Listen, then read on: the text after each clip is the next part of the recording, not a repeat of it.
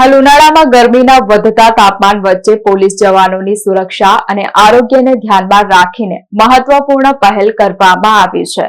પશ્ચિમ traffic office ખાતે આજે પોલીસ કમિશનર શ્રીની અધ્યક્ષતામાં ટ્રાફિક પોલીસ માટે જરૂરી સાધન સામગ્રીનું વિતરણ કરવામાં આવ્યું હતું। પશ્ચિમ ટ્રાફિક ઓફિસ ખાતે યોજાયેલા આ કાર્યક્રમમાં ટ્રાફિક પોલીસ જવાનોને ગરમીથી બચાવ માટે જરૂરી સાધનો આપવામાં આવી રહ્યા છે। જેવું મળ્યું છે કે સમર સિઝન વહેલી શરૂ થઈ ગયું છે। ઓલરેડી માર્ચ 2026માં 40+ ડિગ્રી સેલ્સિયસ ટેમ્પરેચર આપણે જોવા મળ્યું છે। આ પરિસ્થિતિમાં ટ્રાફિક બ્રિગેડના મહાનિદેશકો અને ટ્રાફિક પોલીસના કર્મચારી અને અધિકારીઓ કામ કરતા હોય છે।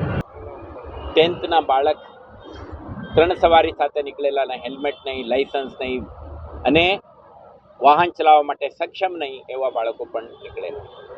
આજે સમર સિઝનમાં સ્કૂલ વેકેશન શરૂ થાય છે। દરેક બાળકોને, વાલીઓને અનુરોધ છે, અપ્રાપ્ત વયના બાળકોને વાહન આપતા નહીં અને એમના સુરક્ષા કોમ્પ્રોમાઇઝ કરતા નહીં। બીજું આપણે જોયું કેટલાક કિસ્સામાં 4 વ્હીલર ચાલકો પણ ઓવર સ્પીડિંગ કરીને પણ અકસ્માત સર્જાવાના કિસ્સા બન્યો છે। આજે ફેન્ટાસ્ટિક મશીન માર્કેટમાં ઉપલબ્ધ છે, હાઈ સ્પીડ વાહન ઉપલબ્ધ છે, પરંતુ શહેરી વિસ્તારમાં નિર્ધારિત સ્પીડમાં જ વાહન હંકારવું જરૂરી છે, નહીં તો તમારા હાઈ એન્ડ કાર હોવા છતાં પણ અકસ્માત થશે અને તમારા સુરક્ષા જોખમાશે।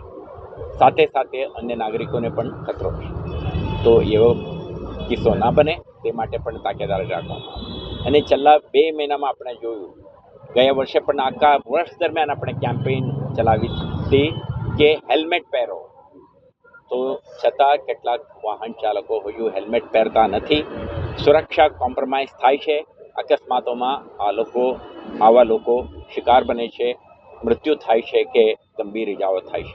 ફરીથી તમારા માધ્યમથી આપણે અનુરોધ કરવા માંગીએ છીએ, દરેક રોડ યુઝર, વાહન ચાલક પોતાના સુરક્ષા અંગે ખ્યાલ રાખે, હેલ્મેટ પહેરે, સીટ બેલ્ટ પહેરે, ઓવર સ્પીડિંગ ના કરે, ડ્રંકન ડ્રાઇવિંગ ના કરે, રોંગ સાઈડમાં ના ચાલે, લેન ડિસિપ્લિન બનાવી રાખે અને પોતાના પરિવારના, સમુદાયના અને સાથી નાગરિકોના સુરક્ષા અંગે જવાબદાર નાગરિક તરીકે ધ્યાન રાખીને ચાલે તો વડોદરા શહેરના દરેક માર્ગ, દરેક રોડ, ક્રોસ રોડ્સ આપણા મુવમેન્ટ માટે, વાહન ચાલકો માટે સુરક્ષિત રહેશે।